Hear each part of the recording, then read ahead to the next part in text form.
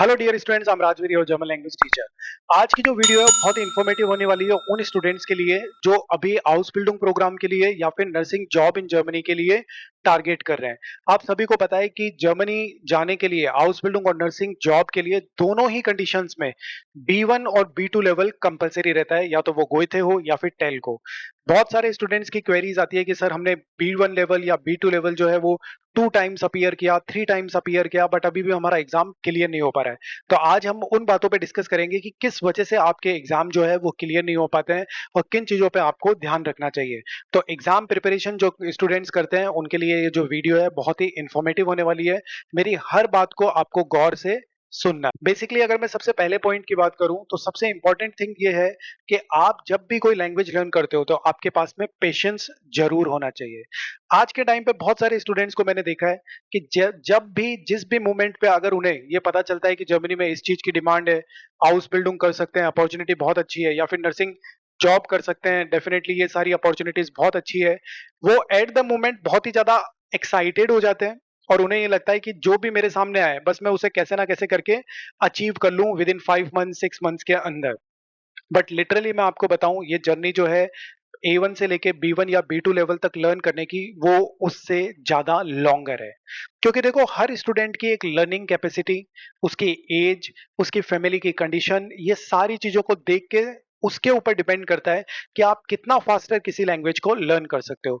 कई बार बहुत सारे ऐसे स्टूडेंट्स होते हैं जिनकी इंग्लिश भी बहुत वीक रहती है, या फिर कुछ ऐसे स्टूडेंट्स रहते हैं कि जिन्होंने कभी आज तक इतना लैंग्वेजेस पे इतना फोकस ही नहीं किया, चाहे वो उनका स्कूल टाइम हो या कॉलेज टाइम हो।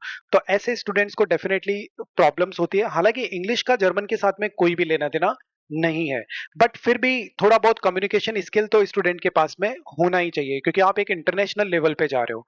दूसरी बात जो मैंने देखी है वो ये होती है कि जब भी वो लैंग्वेज को स्टार्ट करते हैं तो वो अपने अकॉर्डिंगली लैंग्वेज को लर्न करना स्टार्ट कर देते हैं। आपका ट्रस्ट पूरा का पूरा एक टीचर पे होना चाहिए, और आपका टीचर जो है वो बहुत ही एक्सपीरियंस्ड टीचर होना चाहिए। अगर किसी स्टूडेंट को थोड़ा कम समझ में आ रहा है तो वो एक टीचर जो है आपके अकॉर्डिंगली उन क्लासेस को मॉडिफाई कर सके और आपको एक्स्ट्रा क्लासेस या फिर जिस तरीके से आप समझ सकते हो उसके अकॉर्डिंगली वो उन चीजों को ढाल सके।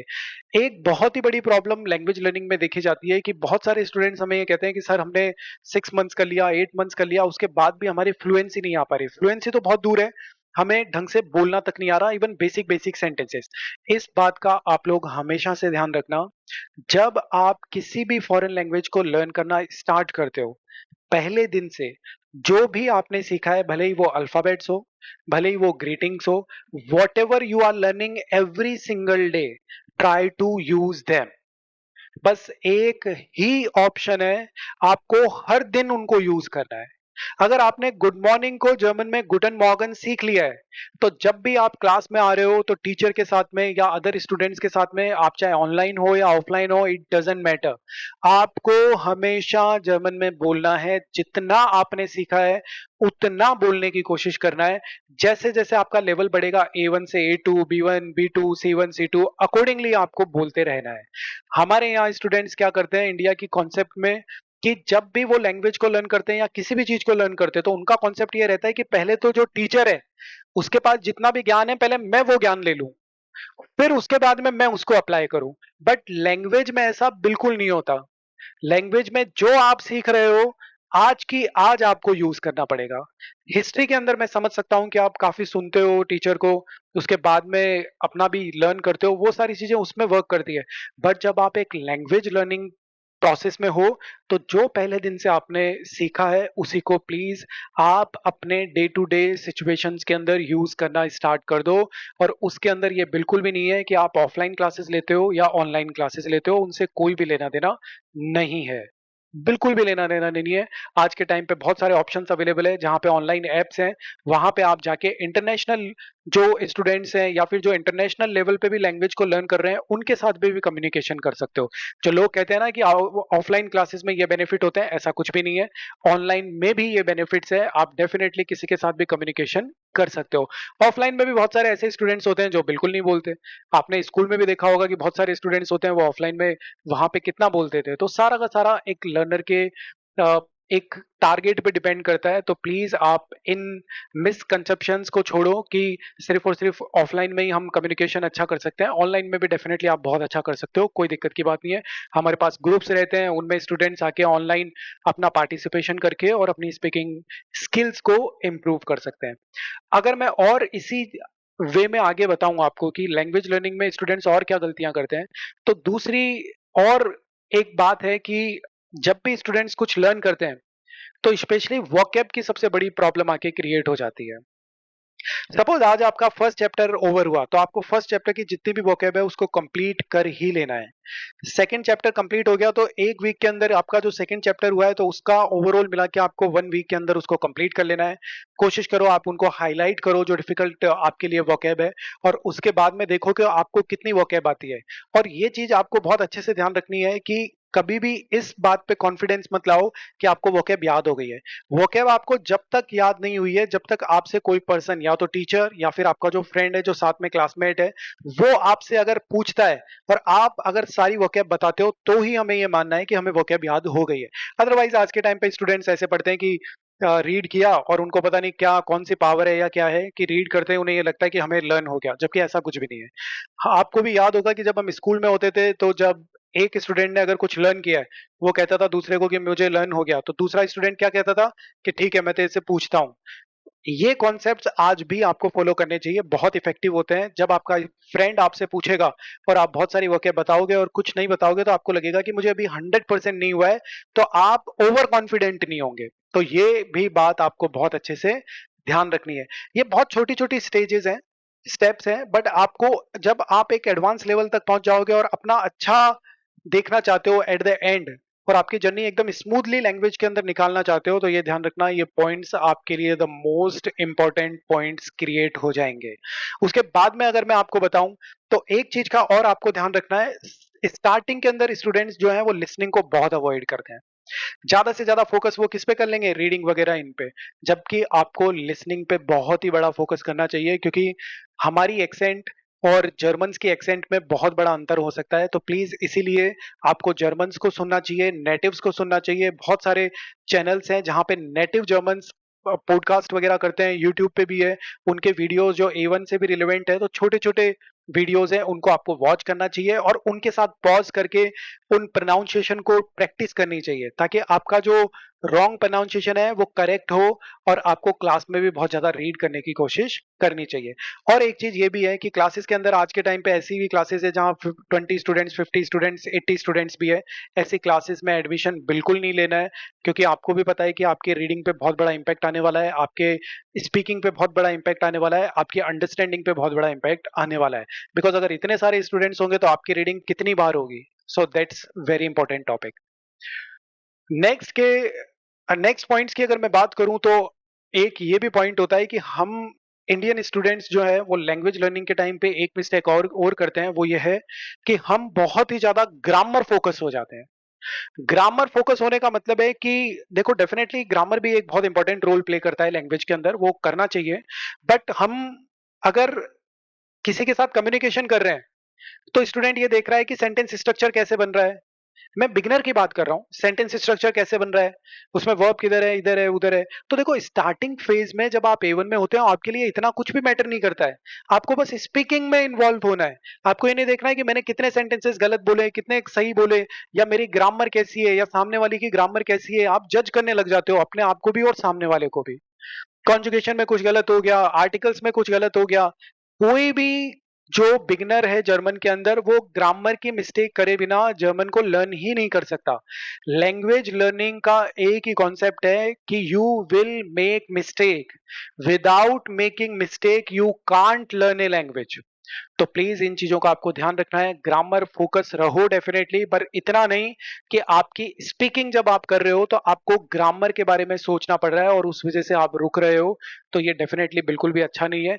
अभी जैसे मैं अगर हिंदी में बोल रहा हूं तो मैं बिल्कुल भी ग्रामर के बारे में नहीं सोच रहा हूं। तो इसीलिए आपको जर्मन में भी ऐसा कुछ वे क्रिएट करना चाहिए, आपके क्लासरूम का भी वे ऐसा क्रिएट होना चाहिए कि आप जो कुछ भी प्रैक्टिस करते हो उसमें ग्रामर वगैरह का इतना ध्यान नहीं रखते। और दूसरी बात ये भी है कि जब आप ग्रामर अगर आप ग्रामर फोकस नहीं होना चाहते हो और स्पीकिंग अपनी अच्छी करना चाहते हो, तो उसमें ये भी कॉन्सेप्ट होता है कि टीचर उस ग्रामर को भी इंटरेक्टिव क्लास में बदल दे, ग्रामर को भी इंटरेक्टिव बना दे। अगर ग्रामर को इंटरेक्टिव बना दिया तो ग्रामर प्रैक्टिस भी हो गई और साथ में स्पीकिंग भी हो गई और बच्चे को इतना स्ट्रेस भी नहीं आया। हम लोग भी इसी कॉन्सेप्ट को फॉलो करते हैं। ग्रामर के रूल्स का मतलब ये नहीं है कि बस उस पर रूल्स थोप दिए, उसको एक बार समझाने के बाद में हम प्रैक्टिकली उनको यूज करते हैं, तो डेफिनेटली इससे बच्चे को इजी रहता है। और ग्रामर अभी आज के टाइम पे अगर कोई बच्चे टेल का एग्जाम दे रहे हैं तो डेफिनेटली बहुत इंपॉर्टेंट हो जाता है ग्रामर भी वहां पे देखना, तो वो सारी चीजें रहती है। अब कई स्टूडेंट्स की बहुत बड़ी क्वेरी ये आती है मेरे पास, बहुत बार बहुत सारे स्टूडेंट्स पूछते हैं कि सर हमें वोकैब याद नहीं हो पाती, वोकैब को फास्टेस्ट लर्न करने का कोई तरीका बताओ। तो मैं आपको वोकैब को फास्टेस्ट लर्न करने का तरीका ये बताता हूं कि किसी भी लैंग्वेज में अगर आप वोकैब को रैंडम लर्न कर रहे हो, सपोज मैंने आपको 1000 वर्ड्स दे दिए कि 1000 common words in German day to day related, और आपको बोला कि आप इनको 10 डेज में लर्न करो, तो literally I am telling you from the 10 years of experience, आप इतनी फास्ट वे में लैंग्वेज में वोकैब को लर्न नहीं कर पाओगे जितना आप अगर किसी टेक्स्ट के थ्रू, एक कॉमन टेक्स्ट के थ्रू आप वोकैब को लर्न कर सकते हो। तो सबसे बेस्ट वे होता है किसी भी लैंग्वेज में वोकैब को लर्न करने का, एक टेक्स्ट को लर्न करना है, एक टेक्स्ट को रीड करना है, उसके अंदर एक थीम होती है कि मान लीजिए एक टेक्स्ट है वो आपके डे टू डे से रिलेटेड है, सपोज कि आपका डेली रूटीन क्या है, तो उसमें आपको भी पता है कि कोई भी पर्सन का डेली रूटीन होगा तो क्या होगा, वो सबसे पहले गेटअप होगा, ब्रश वगैरह करेगा, बात वगैरह लेगा, तो ये एक फ्रीक्वेंसी जो है वो हर स्टूडेंट को पता रहती है। तो उसकी वजह से अगर उसे नहीं भी वोकैब आती तो वो गेस कर सकता है। तो ये सबसे बेस्ट वे होता है कि किसी भी लैंग्वेज में अगर आपको वोकैब द फास्टेस्ट लर्न करना है तो आप टेक्स्ट के थ्रू लर्न करिए, आप एक थीम के अकॉर्डिंगली वोकैब को लर्न करिए, आपको ज्यादा टाइम तक याद होता है। आप स्मॉल स्मॉल जो चिल्ड्रन होते हैं उनकी जो स्टोरी टाइप रहती है वैसे बुक्स के थ्रू, आप अगर बिगनर हैं तो उसके थ्रू आप वोकैब को लर्न करने की कोशिश कीजिए। आपको फास्टर वे में वोकैब लर्न होगी और काफी लॉन्गर टाइम पीरियड तक आप वोकैब को याद भी रख पाओगे। रही बात एग्जाम प्रिपरेशन की, तो देखो एग्जाम प्रिपरेशन जो है वो बहुत ही एक टिपिकल पॉइंट है। उसको करने के लिए आपने कितनी लैंग्वेज सीखी है वो मैटर बिल्कुल नहीं करता है। एग्जाम प्रिपरेशन एक ऐसी चीज है, आप किसी के थ्रू भी अगर क्लासेस करते हो उससे कोई मैटर नहीं करता। आखिरी के अंदर जो मैटर करता है वो करता है एग्जाम प्रिपरेशन। अगर आप गोए थे, टेल्क, ईसीएल, ओएसडे किसी का भी एग्जाम देना चाहते हो तो उसके अंदर आपको आखिरी के अंदर एक ऐसे टीचर की जरूरत होती है जिसका एग्जाम प्रिपरेशन से काफी लॉन्ग टाइम पीरियड का एक्सपीरियंस हो, ताकि वो छोटी से छोटी और बड़ी से बड़ी चीज को बहुत अच्छे से आपको एक्सप्लेन कर सके, एक एक चीज को आपको समझा सके कि क्यों ऐसा हो रहा है और क्या बार बार एग्जामिनर के द्वारा वहां पे ट्रिक यूज हो रही है। तो एग्जाम प्रिपरेशन के हम किसी भी पॉइंट को यहाँ इतना इजीली एक्सप्लेनेशन मैं भी नहीं दे सकता, कोई भी नहीं दे सकता। उसका पॉइंट जो है वो यही है कि आपको एक एक्सपीरियंस टीचर की हमेशा जरूरत होती है। आप लर्निंग किसी से भी कर सकते हो बट एग्जाम निकालना वो एक डिफरेंट पॉइंट आ जाता है। इसलिए आपको हमेशा अपनी लैंग्वेज को सोच समझ के एक बहुत ही एक्सपीरियंस टीचर के साथ में डील करना चाहिए, अदरवाइज आपको ट्रांसलेशन तो कोई भी कर देगा, आपको नॉर्मल टेक्स्ट वगैरह रीड तो कोई भी करा देगा, but when it comes to appear in exam then it will be very very dangerous point. तो इसीलिए आप लोगों को इन चीजों का ध्यान रखना है। एक्सपीरियंस टीचर, बहुत सारे इंस्टीट्यूट, उस इंस्टीट्यूट से बहुत सारे स्टूडेंट्स जो है उन्होंने एग्जाम क्लियर करा हो, अच्छा ट्रैक रिकॉर्ड हो, वहीं से आपको एग्जाम प्रिपरेशन या फिर आप बेसिक जो कोर्सेज हैं उनको भी वहां से कर सकते हो। आई होप आपको ये जो इन्फॉर्मेशन है वो हेल्पफुल लगी होगी। इसी तरह अगर इन फ्यूचर भी आपको इंफॉर्मेशंस या फिर आप जर्मन लर्नर हो, आप बिगनर हो या एडवांस लेवल में हो, आपको प्रॉब्लम्स आ रही है ड्यूरिंग लर्निंग, तो आप मेरे यूट्यूब चैनल पे जितने भी वीडियोस हैं उनमें आप देख सकते हो। प्लेलिस्ट भी बनी हुई है A1 से रिलेटेड, A2 से रिलेटेड, B1 से रिलेटेड। तो जो भी आपके कॉन्सेप्ट्स हैं स्पेशली ग्रामर रिलेटेड या फिर राइटिंग रिलेटेड, लेसन रिलेटेड, कुछ मैंने कोशिश की है कि आपको एग्जाम प्रिपरेशन की भी वहां पे एक कॉन्सेप्ट बताया है कि कैसे आपको प्रिपेयर होना चाहिए एग्जाम के लिए, कैसे क्लासेस, कैसे आपको मॉडल पेपर को सॉल्व करना चाहिए। डेफिनेटली मैं आपको यूट्यूब पे सारे के सारे वीडियोस या सारे के सारे मॉडल पेपर्स को सॉल्व करके नहीं दे सकता हूँ because of the time problem and a lot of things are there. तो ये एक प्रॉब्लम हमेशा रहेगी, बट अगर आप प्रॉपर एग्जाम प्रिपरेशन की क्लासेस चाहते हैं या फिर लैंग्वेज को डेफिनेटली एक इफेक्टिव वे में लर्न करना चाहते हैं, तो हमारे पास online batches and offline batches both available है। और डेफिनेटली आपको एक, अगर आपने B1 या B2 की प्रिपरेशन खुद से की है और जब आप हमारे थ्रू करोगे तो आपको एक अलग ही लेवल दिखेगा कि हाँ, अगर काश मैंने ऐसे प्रिपरेशन पहले कर ली होती तो डेफिनेटली मेरा एग्जाम कभी का कंप्लीट हो जाता। आप लोगों को भी पता है कि एग्जाम्स बहुत एक्सपेंसिव होते हैं। एक बार अगर आप फेल हो गए तो 20,000, 25,000, 2 टाइम्स हो गए 50,000। तो हमारे यहाँ कॉन्सेप्ट ये भी रहता है कि हमें 10-15 हजार रुपए बचाने हैं, बट ऐसा बिल्कुल नहीं करना चाहिए। आपका पूरा फ्यूचर उसी पे डिपेंडेंट है। तो आई होप आप समझ गए होंगे। Next we will see next time. Tschüss, bis zum nächsten Mal।